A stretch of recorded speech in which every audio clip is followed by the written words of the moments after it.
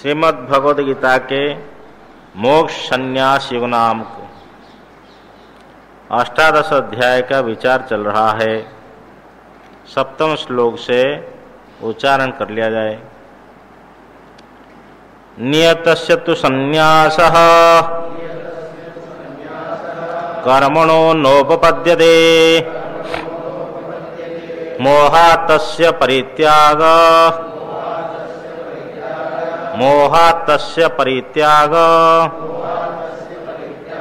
तामसः परिकीर्तितः दुःखमित्येव यत्कर्म कायक्लेशभयात् त्यजेत् स कृत्वा राजसं त्यागं नैव त्यागफलं लभेत् कार्यमित्येव यत्कर्म नियतं क्रियते अर्जुन संगं त्यक्त्वा फलं चैव सत्यागः सात्विको मतः न द्वेष्ट्या कुशलं कर्म कुशलेनानुसज्जते त्यागी सत्त्वसमाविष्टो मेधावी छिन्न संशयः न हि देहभृता शक्यं त्यक्तुं कर्माण्यशेषतः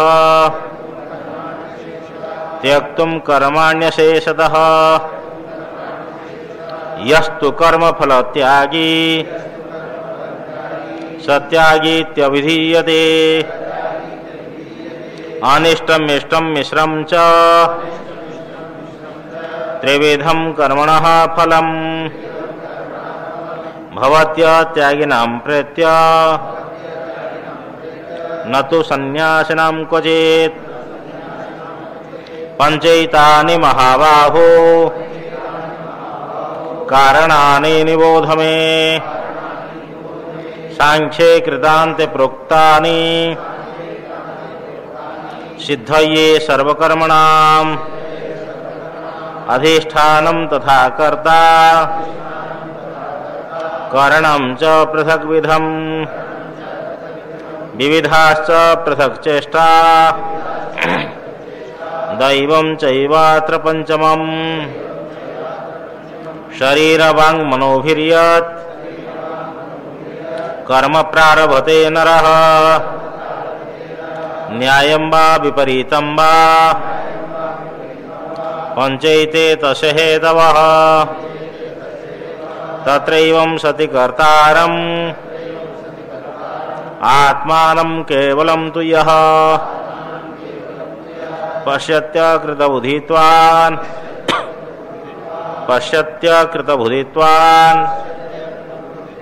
न स पश्यति दुर्मतिः। हरिओम। कल के पाठ का सारांश है सप्तम अध्याय के अंतिम पर्याय में भगवान ने कहा कि अश्रद्धा से किया गया हवन दान तप और स्तुति नमस्कार आदि ये सब असत, मर करके परलोक में उसका फल प्राप्त नहीं होता है और इस लोक में शिष्टों के द्वारा निंदित होने से यश भी प्राप्त नहीं होता है। अतः श्रद्धा पूर्वक सत्कर्म करना चाहिए और यदि उसमें कुछ दोष आ भी गया हो उसमें साद्गुण्य लाने के लिए श्रद्धा पूर्वक भगवान के जो 3 नाम है ओम तत्सत उसका उच्चारण कर लेना चाहिए।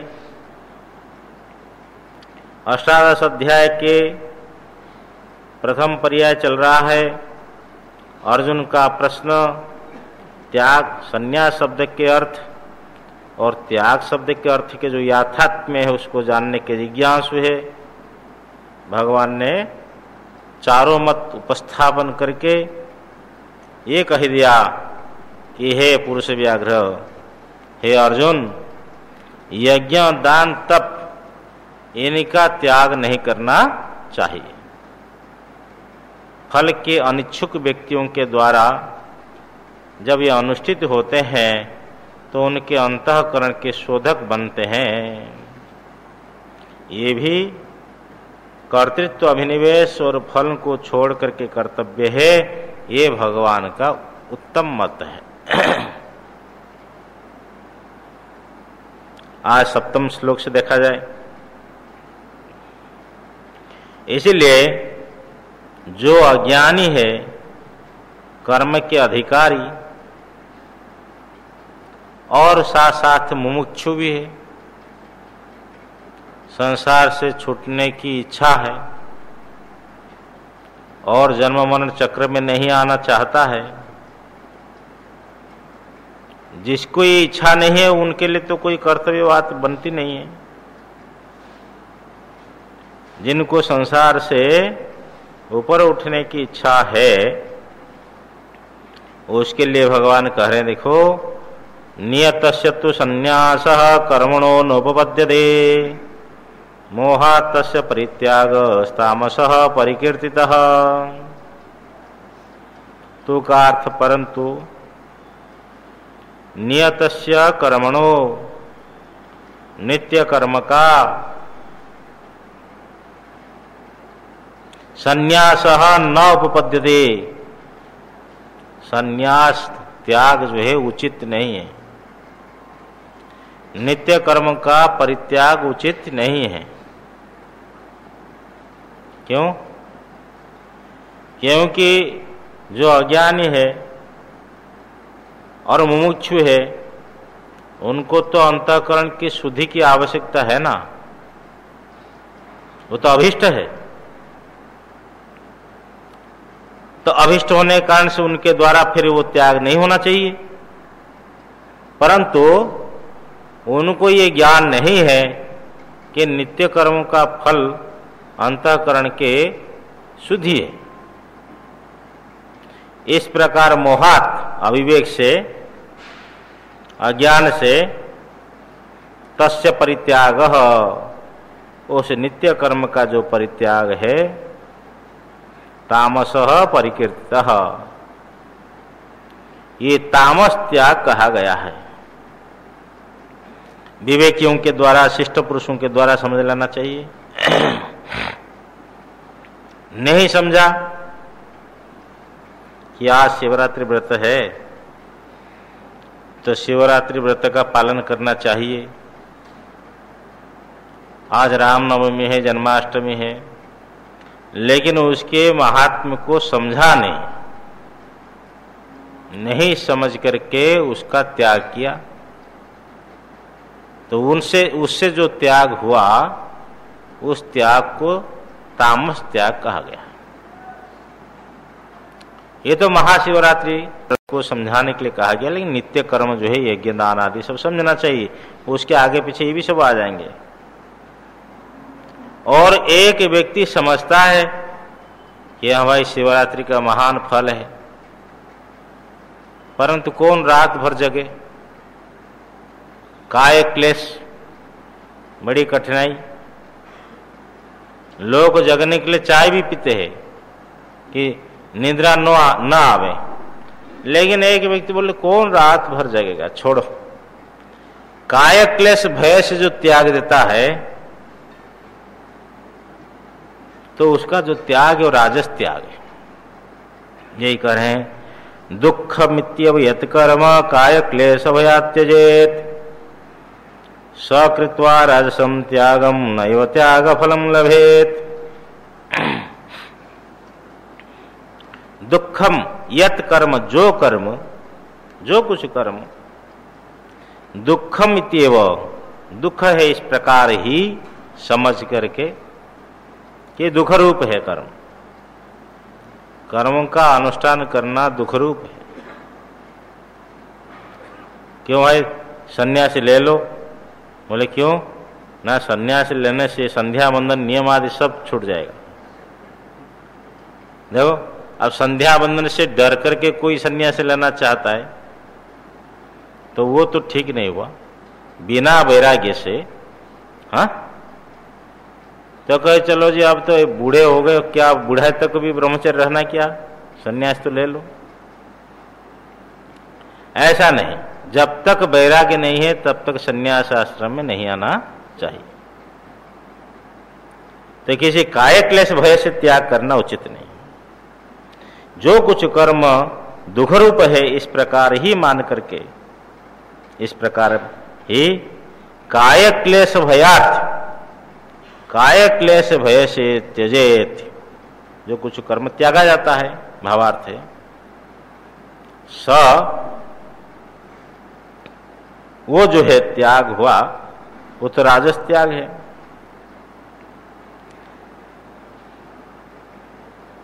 मधुसूदन स्वामी ऐसा अर्थ करते हैं, यत सत्यागो राजसः, जो वो त्याग है वो राजस त्याग है। इस प्रकार वह राजसम त्यागम कृत्वा, मन वो स का अर्थ वो राजस त्याग है।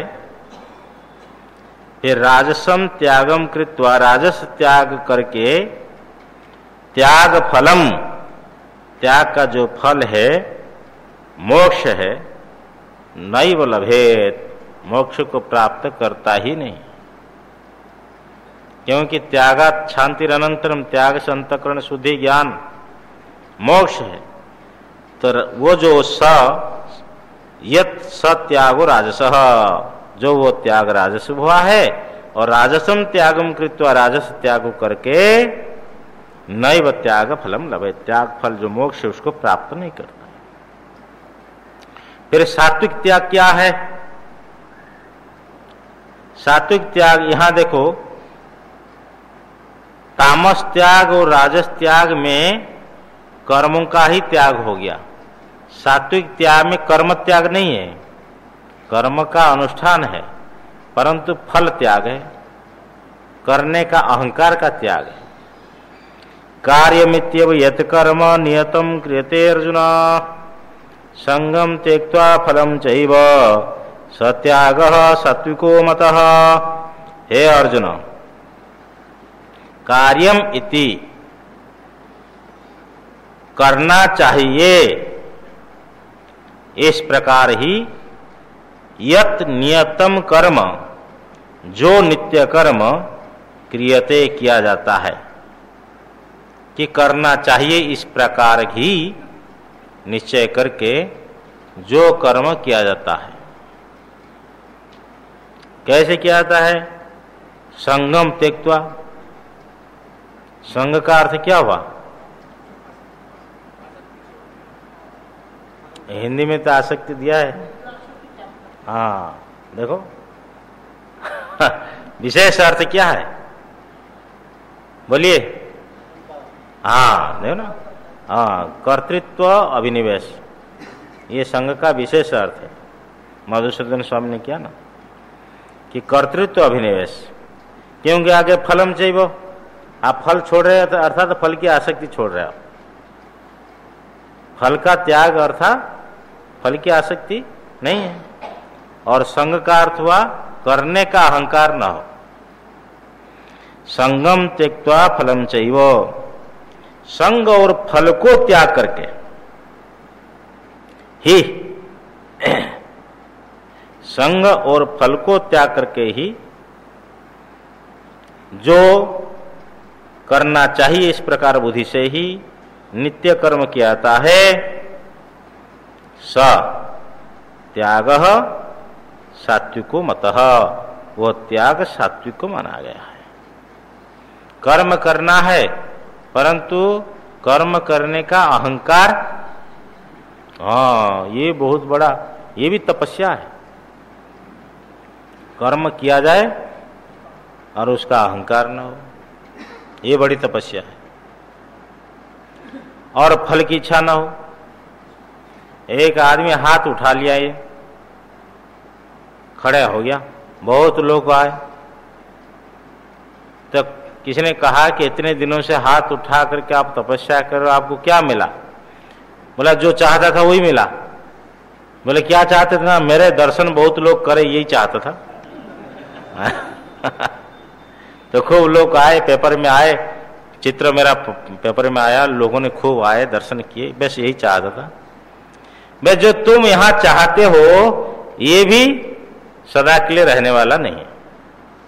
ये गीता का एक एक पंक्ति जो है ना, एक एक श्लोक बड़े मार्मिक मंत्र है कि करने का अहंकार ना हो, और जब करने का अहंकार आता है उसी समय साधक उसको विचार से निवृत्त करना चाहिए कि करने कराने वाले तो परमात्मा है, हम निमित्त मात्र है। इस प्रकार अथवा आत्मा में कोई क्रिया नहीं है, ये हो रहा है। वेदांत की साधना के अनुसार क्या है? गुणागुणे से वर्तनते, गुण ही गुण में वर्त रहे हैं, मैं तो करने वाला है नहीं। इस प्रकार के भाई स्वाभाविक प्रश्न तो हो जाता, कहाँ जा रहे हो? बोले सत्संग में जा रहा हूं। तो सत्संग में गमन रूपी क्रिया के कर्ता तो हो गए ना। व्यवहार में तो ये चलता है जब तक हमारे आध्यात्मिक संबंध की विशेष रूप से निवृत्ति नहीं हुई है। लेकिन एक विशेष अहंकार को लेकर बैठा है कि मैं ऐसा किया हूं, ऐसा करूंगा, ऐसा करके दिखाऊंगा, मैं भी बड़ा यज्ञ करूंगा, दक्षिण समझा, और शंकर को बदला लूंगा, माने शंकर को बुलाऊंगा नहीं। तो अथवा कोई मंदिर करता है, धर्मशाला बनाते हैं, जो करने का अहंकार है उसको त्याग करना। इसको भगवान करे संग, और कर्म का जो फल है वो फल का भी त्याग करना है। यहां कर्म का त्याग नहीं है, कर्म अनुष्ठेय है, परंतु संग फल त्याग है। तो ये जो त्याग है वो सात्विक त्याग माना गया। हाँ जी, हाँ, निष्काम भाव। कर्म अनुष्ठेय है पर निष्काम भाव से, समझे ना, कर्म अनुष्ठेय। इस प्रकार कर्म करने से क्या होता है? यदि कर्म करेंगे तब फल के इच्छा नहीं रखेंगे और कर्तृत्व अभिमान भी न हो, तो जो फल है, फल राग, फल की आसक्ति और कर्तृत्व अभिनिवेश, इसके द्वारा अंतःकरण अशुद्ध होता है। तो ऐसा जो व्यक्ति निष्कामी होगा उसका अंतःकरण अशुद्ध होगा नहीं। फिर नित्य कर्म देखो, एक तो अशुद्धि न होने का उपाय है, और ऊपर में कूड़ा करकट नहीं होगा, अहंकार नहीं, क्या फलाशक्ति नहीं है, तो अहंकार, उसका अंतःकरण अशुद्ध नहीं होगा। और फिर जो कर्म हो रहे हैं उससे और शुद्ध हो जाएगा। तो उसके द्वारा जब शुद्ध हो जाता है, संस्क्रियमाण हो जाता है, संस्कृत हो जाता है अंत में, तो विशुद्ध प्रसन्न जो अंतःकरण है उसमें विवेक उत्पन्न होता है, आत्मा का विचार उत्पन्न होता है, आत्मविचार। और जो नित्य कर्म अनुष्ठाई है उसके अनुष्ठान के द्वारा विशुद्ध अंतःकरण के आत्मज्ञान के अभिमुख, जब अंतःकरण शुद्ध होता है तो फिर वैराग्य होता है।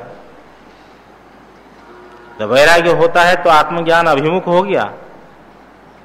क्रम से जो आत्मनिष्ठा है, आत्मज्ञान की निष्ठा प्राप्त हो जाती है, उसको बोलनी चाहिए। आगे का श्लोक है, ये फलात्मक श्लोक है कि निष्काम कर्मयोग का क्या फल है। ऐसे एक स्थिति आती है, ऐसा एक समय आता है, वो ज्ञान को प्राप्त करके न द्वेष्ट्या कुशलम कर्म कुशले नानुसज्जते, हमारे में पाठ है नानुसज्जते, लेकिन नानुसज्जते पाठ आप में है लगता है। त्यागी सत्व समाविष्टो मेधावी छिन्न संशय। देखिए, वो आत्मज्ञानी हो जाता है जब, तो अकुशलम कर्म न द्वेष्टि, काम्य कर्म को अकुशल कर्म कहा गया है। यहाँ अशोभन कर्म है, काम्य कर्म के प्रति द्वेष नहीं करता। देखो, ऐसे कर्म का अनुष्ठान करेंगे तो ये फल दे करके बांधेगा, हाँ? जैसे कोई साधक है, उनको कहा जाए भाई तुम बहुत बड़ा यज्ञ का अनुष्ठान करो और स्वर्ग मिलेगा, तो साधक है तो नहीं करेगा, हाँ, छोड़ देगा, नहीं भाई हमको ये नहीं चाहिए, क्योंकि हमको स्वर्ग नहीं चाहिए। लेकिन ज्ञानी को ऐसे अवसर प्राप्त होने पर भी उसके साथ द्वेष नहीं है। हाँ भाई करो, परिक्रमा करना है, चलो कर लेता हूं, कोई आपत्ति नहीं। आज सोमवती अमावस्या है, जमुना स्नान करना है, कर लो, कोई मना नहीं है। महाराज बहुत बड़ा फल है, चलो आप भी चलो, मैं भी चलता हूं। किसी काम्य कर्म को द्वेष नहीं करता है। कुशले न अनुसजते, नित्य कर्म, कुशल कर्म का अर्थ नित्य कर्म में वो आसक्ति भी नहीं होता है।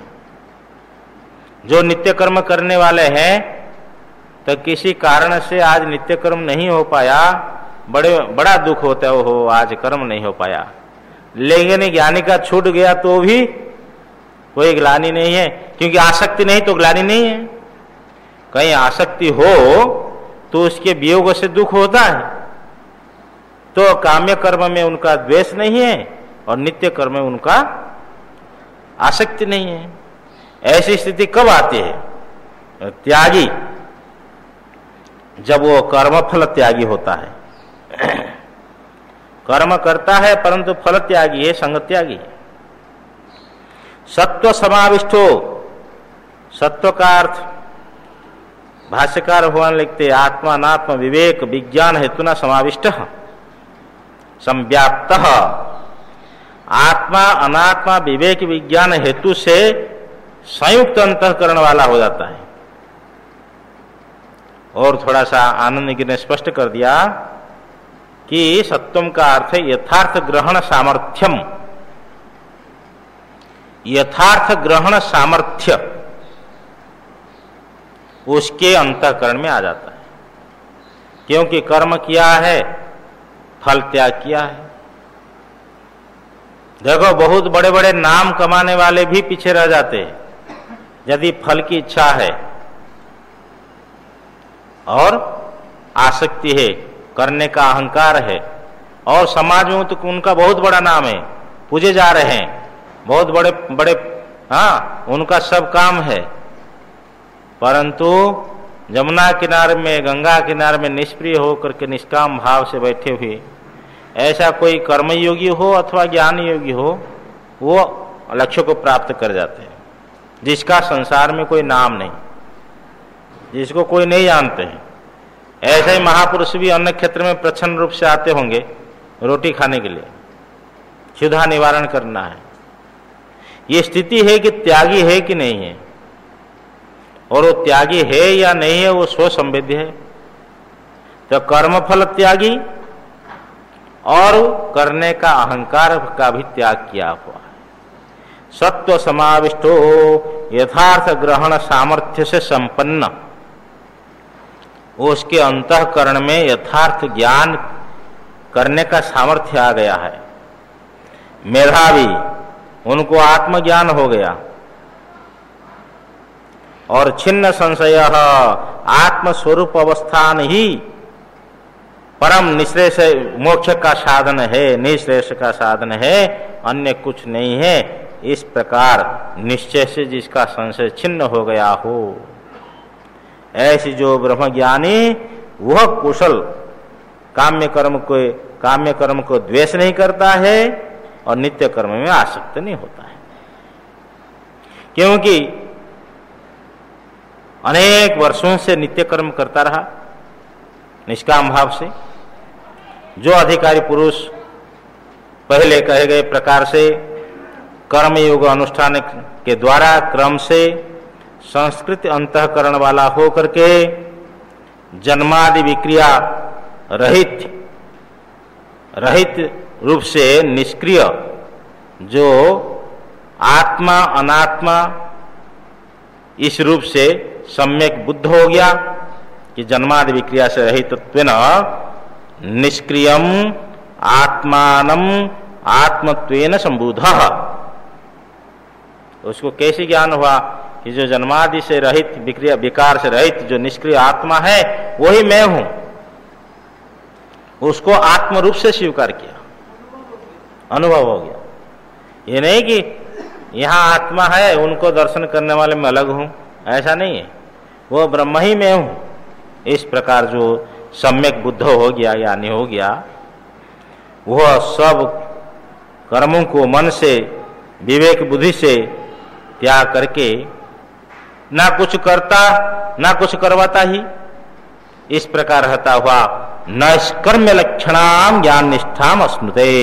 बस ये नैष्कर्म्य, हाँ, जिससे ऐसे ये जो कर्म है ये निर्गतानि कर्माणि, हाँ, यस्मात् प्रबोधात् या आत्मैक्य समोधात्, जिससे ये सब कर्म निकल जाते हैं, वो आत्मैक्य जो ज्ञान है उसका भाव है नैष्कर्म्य लक्षणा, ज्ञान निष्ठा है, उसको प्राप्त करता है।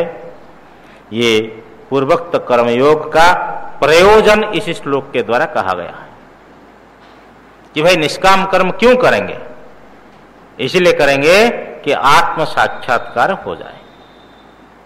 यह आत्म साक्षात्कार जो है ब्रह्म ज्ञान निष्काम कर्मयोग का फल है। अथवा नैष्कर्म्य लक्षण का अर्थ सद्य मुक्ति भी होती है। ब्रह्म ज्ञान परक व्याख्यान है और सद्य मुक्ति परक भी व्याख्यान है, वो आगे आएंगे। असक्त बुद्धि सर्वत्र जितात्मा विगत स्त्रिय नैष्कर्म्य सिद्धिम परमाम संन्यासनाधिगच्छति। वो नैष्कर्म्य सिद्धि का व्याख्यान वहां भगवान भाष्यकार ने किया है। परंतु अच्छा, जो पुनः अधिकारी होकर के भी देह को आत्मा मानता है, देहात्म अभिमानी, देहधारी, उसका कर्तृत्व बुद्धि समाप्त नहीं हो गई है, ज्ञान के द्वारा उसका बाधित नहीं हुआ है, मानता है अहम कर्ता, इस प्रकार निश्चित बुद्धि वाला, उसका संपूर्ण कर्म परित्याग तो हो ही नहीं सकता। तो उनको कर्मफल त्याग में अधिकार है, अर्थात कर्मफल त्याग करके विहित कर्म अनुष्ठान में अधिकार है। क्योंकि अभी तक उनकी कर्तृत्व भाव है, मैं करता हूं ऐसा मानता है, वो छोड़ नहीं सकता। कर्मों के त्याग में उनका अधिकार नहीं है, कर्म के अनुष्ठान में उनका अधिकार है, परंतु फल त्याग पूर्वक। नहि देहभृता शक्यम त्यक्तुम कर्माण्यशेषतः यस्तु कर्म फल त्यागी सत्यागी इत्यभिधीयते। ही का अर्थ क्योंकि देहभृता, देहधारी के द्वारा, देहधारी का अर्थ क्या समझेंगे कि देह को आत्मा रूप से अभिमान करने वाला, देहाभिमान व्यक्ति के द्वारा, देहाभिमानी व्यक्ति के द्वारा अशेषतः कर्माणि त्यक्तुम न शक्यम, संपूर्णतया कर्म को त्यागा नहीं जा सकता। समझ में आया ना? नहीं, देहाभिमानी के द्वारा संपूर्णतया कर्म त्यागे नहीं जा सकते हैं। अथवा हाँ, जो देहाभिमानी है वह संपूर्ण कर्म को त्याग नहीं कर सकता है। कर्तृवाच्य का प्रयोग ऐसे ही होगा, नहीं कर सकता। यस्तु कर्म फल त्यागी, तु का अर्थ परंतु यह कर्म फल त्यागी, जो कर्म के फल त्यागी है, सत्यागी इत्यभिधीयते, वो त्यागी है, इस प्रकार कहा जाता है। संपूर्ण कर्म का त्याग उस देहाभिमानी के द्वारा नहीं हो सकता है, परंतु जो कर्म फल त्यागी है वो त्यागी इस प्रकार कहा जाता है। इसलिए कई लोग ये मानते हैं कि गीता में कर्म का त्याग नहीं कहा गया है, गीता में कर्म का अनुष्ठान कहा गया है, परंतु फल का और कर्तृत्व अहंकार का त्याग कहा गया है। ऐसी कई लोगों की धारणा है, लेकिन ये एकांगी है।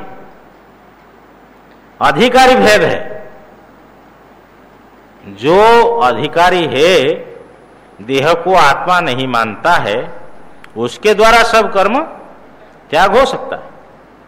और जो देह को आत्मा मान रहा है, तो अहंकारता भाव है, तो उनको फल त्याग करना चाहिए, कर्मों का अनुष्ठान करना चाहिए। इससे क्या होगा, प्रयोजन क्या है? यद सर्वकर्म संन्यासात।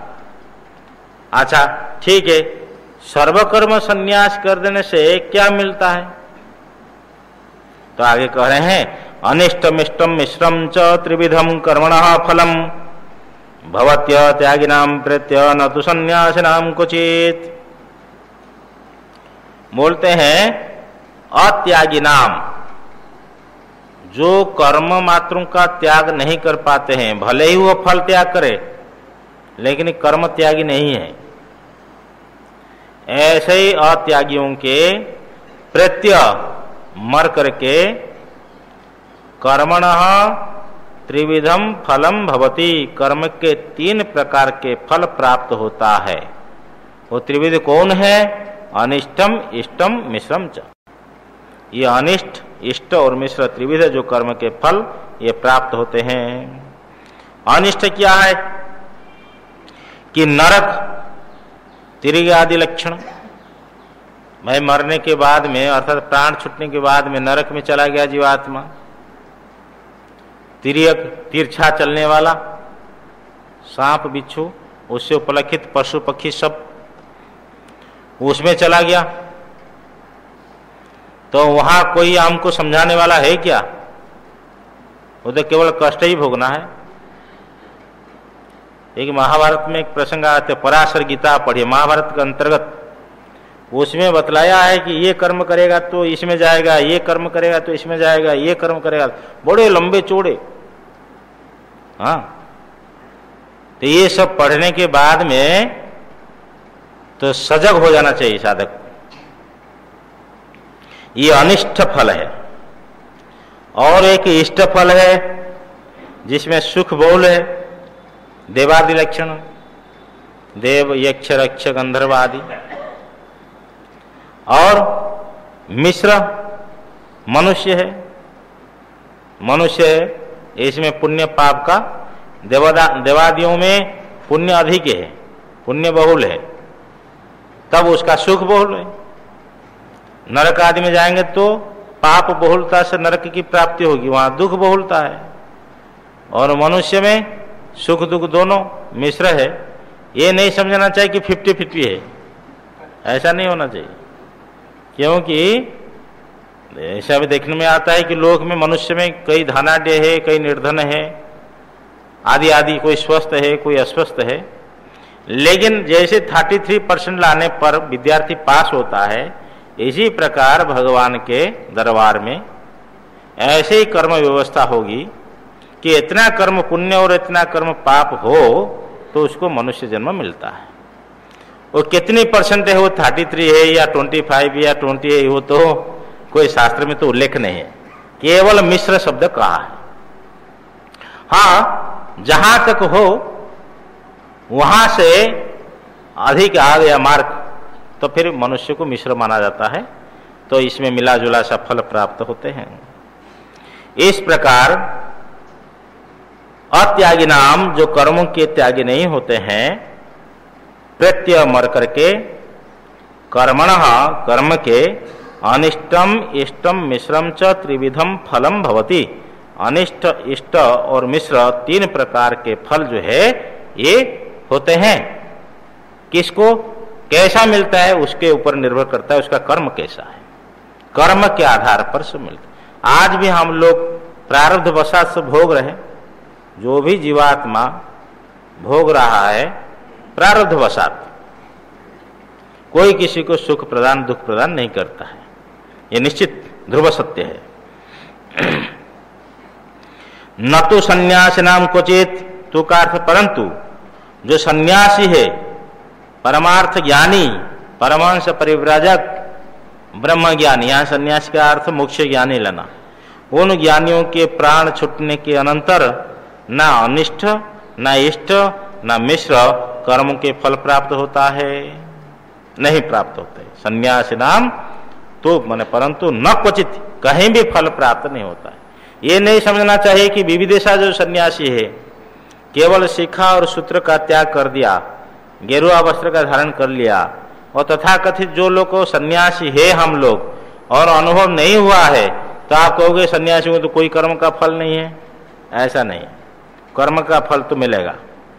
ब्रह्म ज्ञानी जो सन्यासी है, परमार्थ जो सन्यासी है, उस सन्यासियों का मरने के बाद में, सन्यासी मरता है क्या? हाँ, सन्यासी भाई ब्रह्म ज्ञानी मरता है और वो अज्ञानी मरता है? अज्ञानी, हाँ, मरने का अर्थ है प्राण वियोग है। ब्रह्म ज्ञानी का जो प्राण यही लीन हो जाता है, अज्ञानी का प्राण उत्क्रमण करता है, तो उसका तो यही लीन हो जाता है, फिर फल कहां से मिलेगा? एक बात है, ज्ञान समकाल मुक्ति है, ये ध्यान रखना चाहिए। जिस समय ज्ञान हुआ है, तत्व ज्ञान, मनोनाश और वासना क्षय, ये एक साथ में होता है। वे उसी समय में मन से अमनी हो जाता है, आत्मस्वरूप में अवस्थित है। कोई खिलाता है, वो स्थिति यहां फिर कहते देखो ये सत्वापत्ति स्थिति है, ये पंचमी भूमिका है, षष्ठी है, सप्तमी ऐसी भूमिका है, आप गिनती करते रहो। वो तो अपनी स्वरूप में, क्यों सकृत विभातम, एक बार ज्ञान हो गया बस वो मिटता नहीं है। प्रारब्धवशात फिर वो उसको जीवन मुक्ति का आनंद के तारतम्य वो विचार अलग है, लेकिन मैं ब्रह्म हूं उसको और अभ्यास नहीं करना पड़ेगा। जब तक वो ज्ञान नहीं हुआ है तब तक अभ्यास करेगा, एकांत में बैठ करके अथवा चलते फिरते। लेकिन एक बार बोध हो गया तो उसको अभ्यास करने की आवश्यकता नहीं। इसमें दो पक्ष है।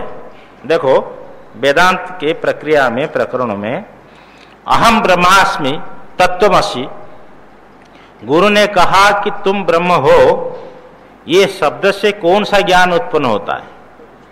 वाचस्पति मिश्र कहते परोक्ष ज्ञान उत्पन्न होता है, विवरणकार बोलते अपरोक्षानुभूति होती है। ये शब्द से श्रोता को अपरोक्ष ज्ञान हो जाता है। तब प्रश्न होता है कि अपरोक्ष ज्ञान हो जाता है, फिर भूख प्यास क्यों लगती है? भाई सुख दुख मान अपमान तो फिर सहन नहीं होता है, अनुभव होता है। बोले अब वो जो अपरोक्ष ज्ञान है वो दृढ़ नहीं है। वो लोग कहते कि अदृढ़ अपरोक्ष ज्ञान है। फिर साधना करके तो प्रतिबंधक को निवृत्ति करेंगे, निवृत्ति करने के बाद में ये जो गुरु का जो शब्द है उसी समय में प्रतिफलित हो जाएगा दृढ़ता के रूप में। ऋषिर वामदेवो प्रतिपदे, ऋषिर वामदेव प्रतिपेदे अहम मनुरभवम सूर्यश्चेति। मां के गर्भ में ऋषि वामदेव को आत्म साक्षात्कार हो गया और ने सर्वात्म भाव की अनुभूति की। वहां कौन उपदेष्टा थे उनको? उसको मां के गर्भ में कोई उपदेश देने वाले थे क्या? तो कैसा हो गया अनुभव? बोले अनुभव के वाक्य पहले गुरु से प्राप्त था, हाँ वो अदृढ़ था, अब सब प्रतिबंधक दूर हो गया है तो वो दृढ़ता के रूप में प्रकट हो गया। और वाचस्पति मिश्र के उनका ये चाल है, प्रस्थान है, वो कहते नहीं, जो शब्द सुनते हैं शब्द से परोक्ष ज्ञान होता है, अपरोक्षानुभूति नहीं होती है। प्रतिबंधक है इसलिए परोक्ष ज्ञान होता है। परोक्ष ज्ञान क्या है? जो अनुभव ना हो। शब्द कहा जा रहा है कि तुम ब्रह्म हो, लेकिन अनुभव हो रहा है कि मैं जन्म होने वाला, मरने वाला हूं, मेरा मान मेरा अपमान, ये तो अनुभव में ही आ रहा है। हाँ? तो ये जो शब्द है, ये शब्द से जो ज्ञान हुआ परोक्ष ज्ञान है। और मनन निधिध्यासन करें, जो प्रतिबंधक दूर हो जाए तो फिर अपरोक्षानुभूति होगी। हाँ? बोधे, हाँ बोधे होगी। हाँ, तो वो जो है कह रहे हैं, उनका मानना है कि शुद्ध अंतःकरण कारण है। शब्द तो पहले जगा दिया, लेकिन अंतःकरण शुद्धि को कारण मानते हैं। शुद्ध अंतःकरण को ही कारण मानते, अंतःकरण शुद्धि होनी चाहिए। पंचदशी में अथवा कहीं ऐसा विचार आया पंचदशी में ऐसा कि देखो प्रत्यक्ष प्रमाण है, शब्द प्रमाण है। ज्येष्ठ प्रमाण कौन है? प्रत्यक्ष है, जो हम देख रहे अनुभव कर रहे हैं। तो शब्द प्रमाण शास्त्र बोल रहा है कि तुम आत्मा हो, ब्रह्म हो, निष्क्रिय हो, निर्विकार हो, अकर्ता अभोक्ता आदि। शास्त्र यही उपदेश दे रहा है। और अनुभव हो रहा है कि मेरे को मान अपमान, भूख प्यास, सुख दुख, जन्म मृत्यु का भय, यह अनुभव हो रहा है। तब प्रत्यक्ष में अनुभव हो रहा है और शब्द कह रहा है तुम ब्रह्म हो, तो यहां शब्द प्रमाण क्या होगा? कमजोर हो जाएगा। क्योंकि जहां शब्द प्रमाण और प्रत्यक्ष प्रमाण के एक युगपत प्राप्त होते हैं, वहां प्रत्यक्ष प्रमाण ही श्रेष्ठ है, ऐसा पूर्व पक्ष ने उठाया। सिद्धांत ने कहा देखो ये शब्द प्रमाण का विषय क्या है? शब्द प्रमाण कहता है तुम ब्रह्म हो, निर्गुण निराकार ब्रह्म को विषय करता है, उसका प्रतिपाद्य विषय ब्रह्म है। और जो अनुभव करने वाला है वो आभास है, चिदाभास। चिदाभास को प्रत्यक्ष हो रहा है, इसलिए विषय भेद है। तो विषय भेद होने के कारण से यहां कोई विरोध ही नहीं है। तुम विरोध मान करके इस प्रकार तर्क दिया, लेकिन यहां विषय भेद है। शब्द का विषय शुद्ध आत्मा और अनुभव का विषय है चिदाभास। इसलिए चिदाभास में जो कर्तृत्व भोक्तृत्व आदि है ये सब बाध हो जाता है। और यहां जो कर्तृत्व भोक्तृत्व है चिदाभास में, वो भी बुद्धि को लेकर के है। यदि आभास से बुद्धि को आप अलग कर दो तो भी कर्तृत्व भोक्तृत्व भी नहीं आ सकता है। इसीलिए शुद्ध आत्मा जो है, जब चिदाभास में स्वतः कर्तृत्व भोक्तृत्व नहीं है, फिर चैतन्य में कहां स्वतः कर्तृत्व भोक्तृत्व आएगा? विचार कीजिए कि चिदाभास में जो कर्तृत्व भोक्तृत्व आता है वो किसको लेकर के आता है? बुद्धि और इंद्रियों को लेकर आता है। जब बुद्धि को लेकर के कर्तृत्व भोक्तृत्व चिदाभास में आता है तो स्वतः नहीं है। जो स्वतः कर्तृत्व भोक्तृत्व चिदाभास में नहीं है तो स्वतः ब्रह्म में कहां से फिर आएगा? जिसका आभास हो रहा है उस चैतन्य में फिर स्वतः कर्तृत्व भोक्तृत्व कहां से आएगा? अब बढ़िया प्रसंग आगे देखो, समझा रहे भगवान ये। तो इस प्रकार जो है ज्ञानी, परमार्थ ज्ञानी सन्यासी है, उसके प्राण का अंत हो।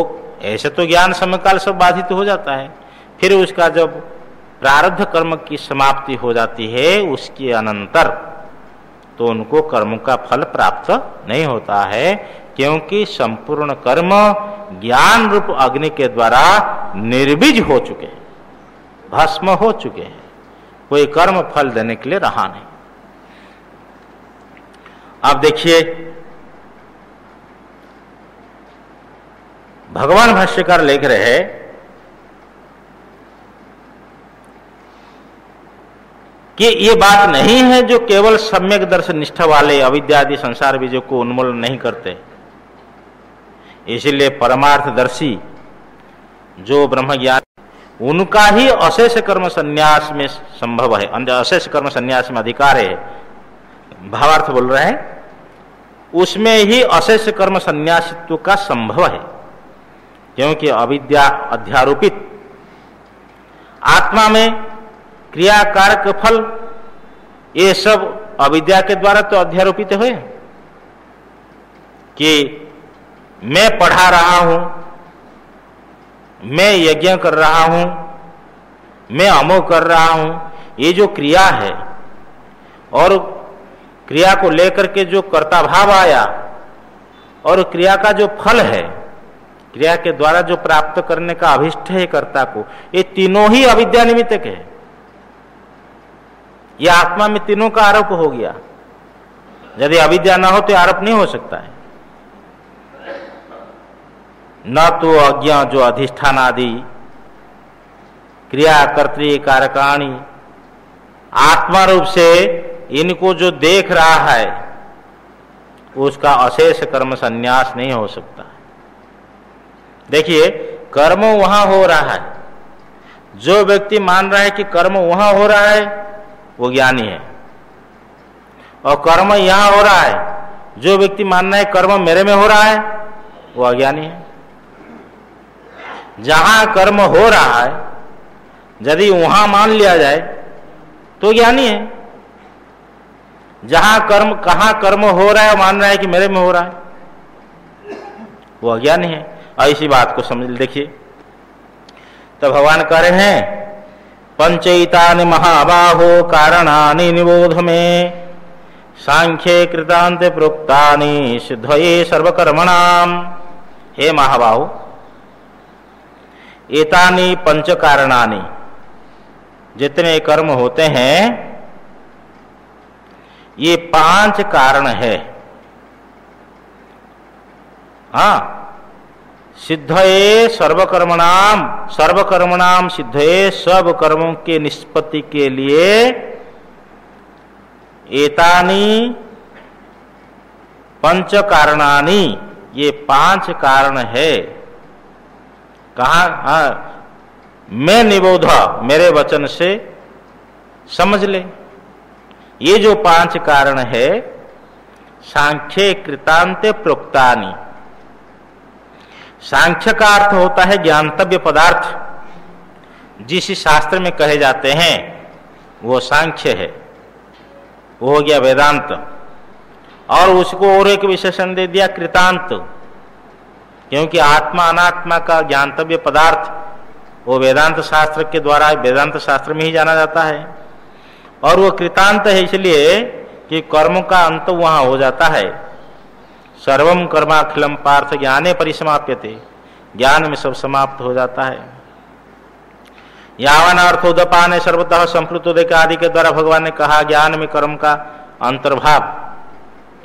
इसलिए हे महाबाहो, सर्वकर्मणाम सिद्धये, सब कर्मों के सिद्धि के लिए सांख्ये कृतांते प्रोक्तानि, सांख्य कृतांत जो वेदांत शास्त्र में कहे गए, एतानि पंच कारणानि, इन 5 कारणों को मैं निबोधा, मेरे वचन से समझ ले, जान ले, जानो।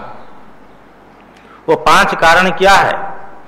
अधिष्ठानम तथा कर्ता करणम च पृथक विधम विविधाश्च पृथक चेष्टा दैवम चैवात्र पंचमम। ये 5 कारण को अच्छी तरफ से समझ लेना चाहिए। कोई भी कर्म होता है उसी कर्म में प्रथम नंबर कारण क्या हुआ? अधिष्ठानम, शरीर। देह न हो कर्म नहीं हो सकता है। कोई भी आप कर्म कीजिए, देह नहीं होगा तो कर्म हो सकता है क्या? पहला नंबर हुआ देह।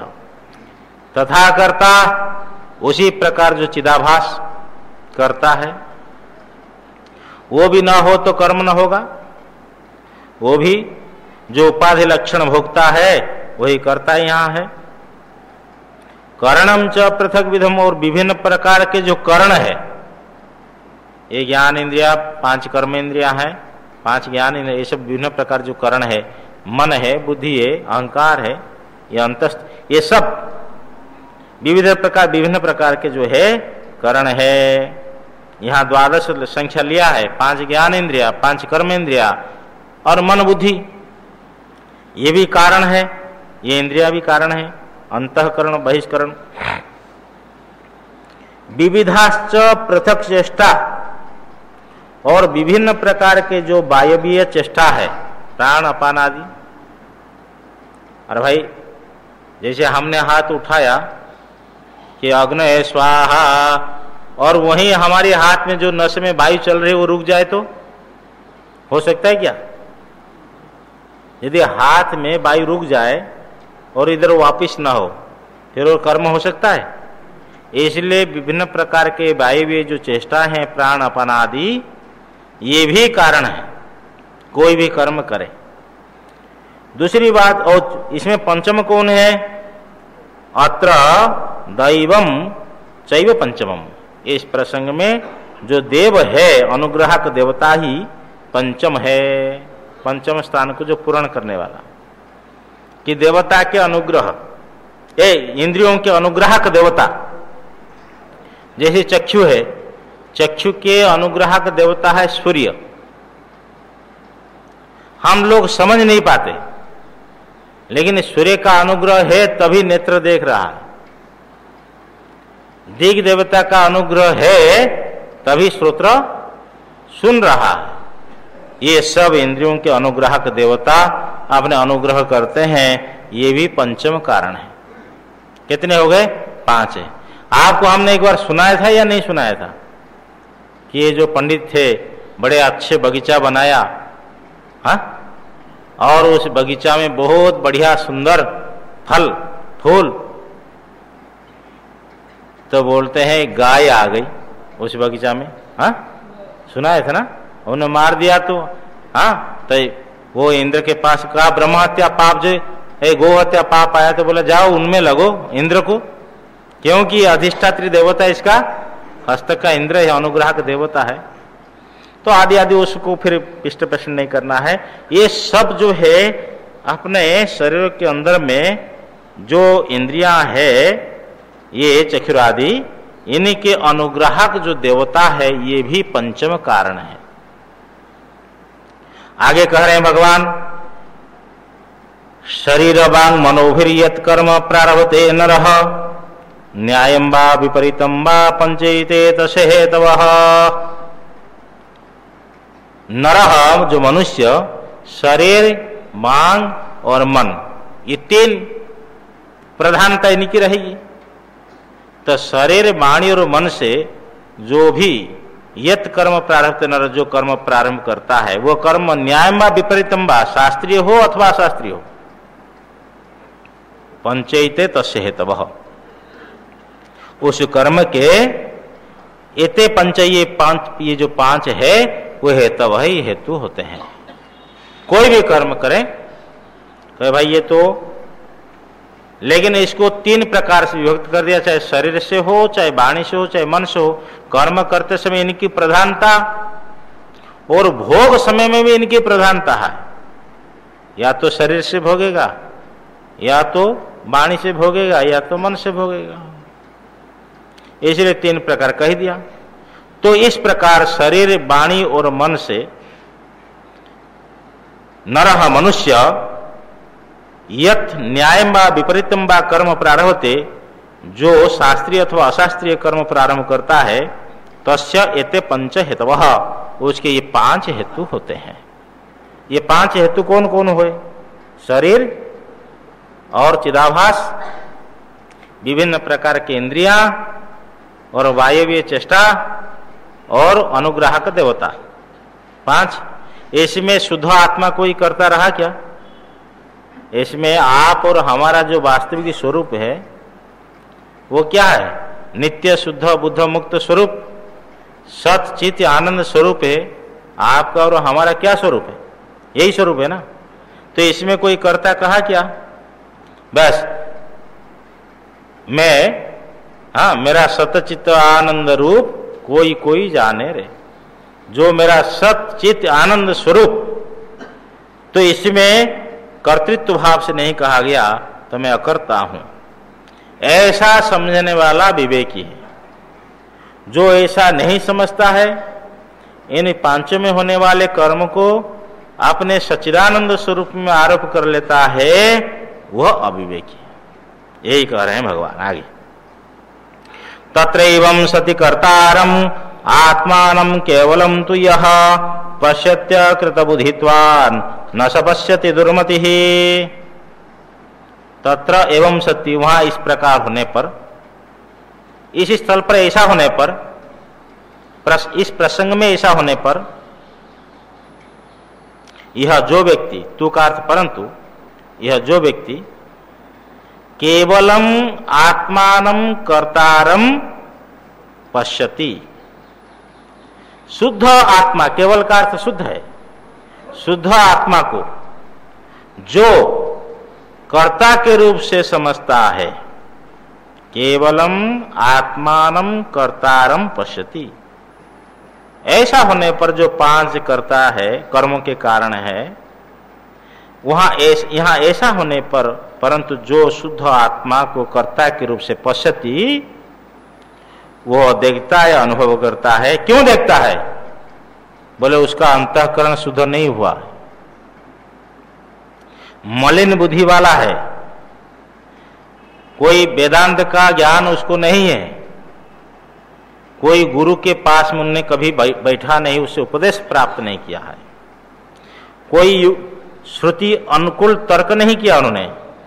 इसलिए वेदांत आचार्य उपदेश न्याय से उनका मन संस्कृत न होने से, अकृत बुद्धित्वात्, असंस्कृत बुद्धि वाला होने से न स पश्यति, वो आत्मा को दर्शन नहीं करता है। जो शुद्ध आत्मा को कर्ता मानता है, वह वास्तविक मलिन बुद्धि वाला होने से आत्मा को दर्शन नहीं करता है। क्यों? बोले दुर्मति ही, वो दुष्टा। दुर्मति का अर्थ भगवान भाष्यकार क्या लिख रहे हैं? कुत्सिता, विपरीता, दुष्टा, अजस्रम जनन मरण प्राप्ति, जनन मरण प्रतिपत्ति हेतुभूता मति ही अस्य इति दुर्मति ही। बोले दुर्मति ही, कुत्सिता, कुबुद्धि है, कुत्सिता का अर्थ करते विपरीता, विपरीत का अर्थ करते दुष्टा। ऐसे निरंतर जो है जनन मरण प्राप्ति के हेतु रूपा ऐसी बुद्धि जिसके पास में हो, वो दुर्मति ही, वो दुष्ट बुद्धि वाला है।